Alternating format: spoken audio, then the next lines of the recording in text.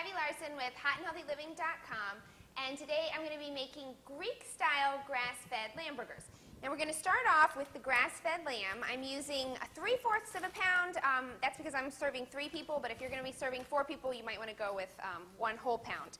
And it's really important. I know grass-fed is kind of becoming a buzzword these days, but grass-fed really does have health benefits. The grass-fed beef and grass-fed lamb is going to have a much more favorable omega-3 and omega-6 fat profile. It's also going to have much more antioxidants. So it's really important that you go spend a little bit extra because you really are going to get what you pay for when it comes to meat these days.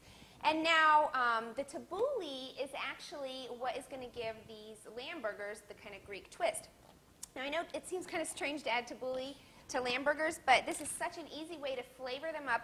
It's also a really great way to add more vegetables because remember, tabbouleh has a lot of parsley and a lot of tomatoes.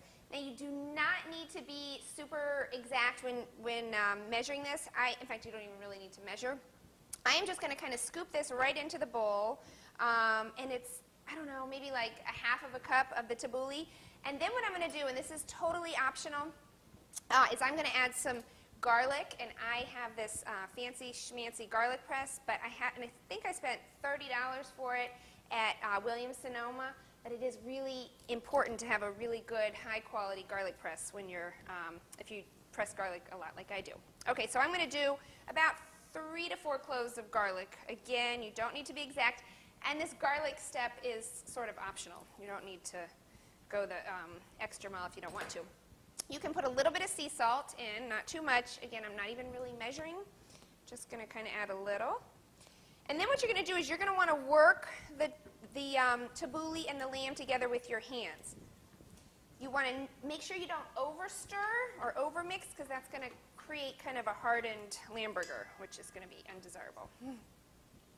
Okay, so just to show you what the mixture looks like so far, and I am actually going to go ahead and add a little bit more tabbouleh. And I have to say it's really important that you buy tabbouleh made with extra virgin olive oil.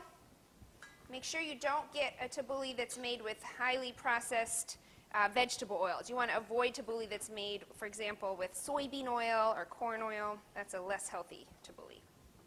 What we're going to do is get our sprouted whole grain buns toasted.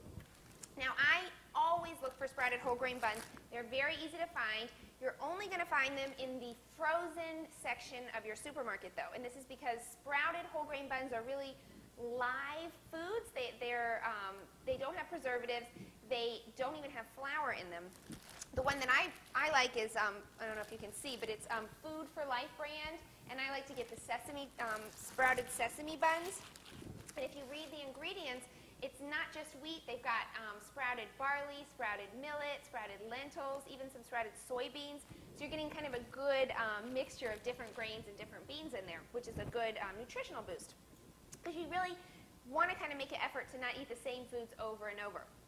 And so what I've done here is I've already put a little bit of extra virgin olive oil on the 2 buns, and now I'm going to show you that I just use a little bit. And this is actually Kirkland brand. It's their Tuscan extra virgin olive oil, which is a great value. It's super delicious, very fruity, rich flavor. And I only use about a half of a capful per bun. And I'm just going to kind of drizzle it on like that.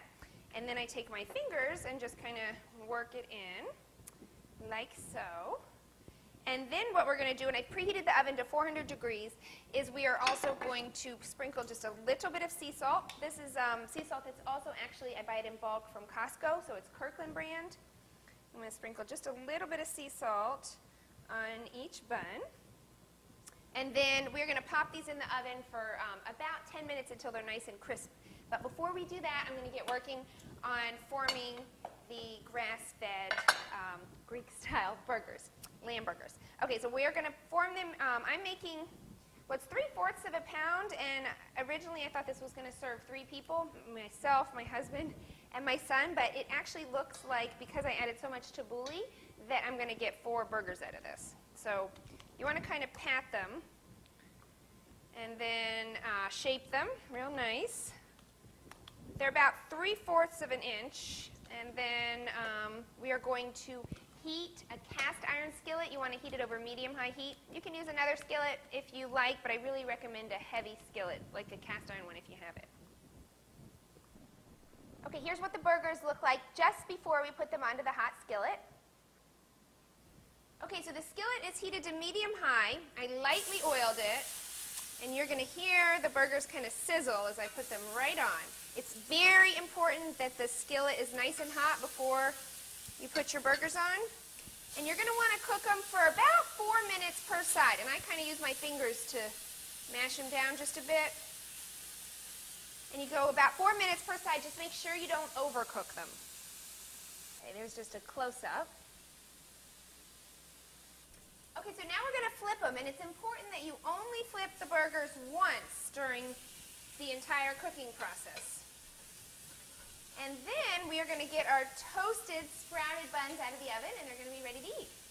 The burgers are done, and the buns are toasty brown, so I'm going to assemble my burger and just kind of add the finishing touches. Now, you can eat it as is. You can just put the burger right on the bun, just like that.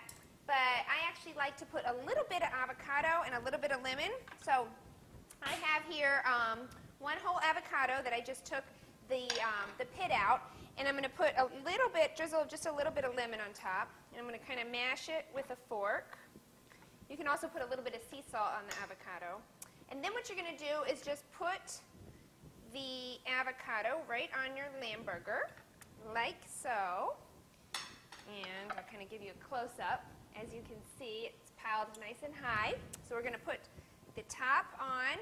And then I like to serve the lamb burger with a salad. The salad I made tonight was really easy. It's lettuce, and I used butter lettuce because it's kind of soft. I steamed green beans. They're French cut green beans, so very thin green beans. And then I roasted a little bit of beets. And these are yellow beets. You just roast the bulbs, put them in some aluminum foil, pop them in the oven for about 30 minutes, and then take them out, slice them thin. Put that on, and then I made a homemade salad dressing. Actually, it's a lemon vinaigrette that was made with lemon and Dijon, a little bit extra virgin olive oil. Very, very easy. And if you want the full recipes, you can visit me, Ivy Larson, at hotandhealthyliving.com. And that's it. I'll see you soon.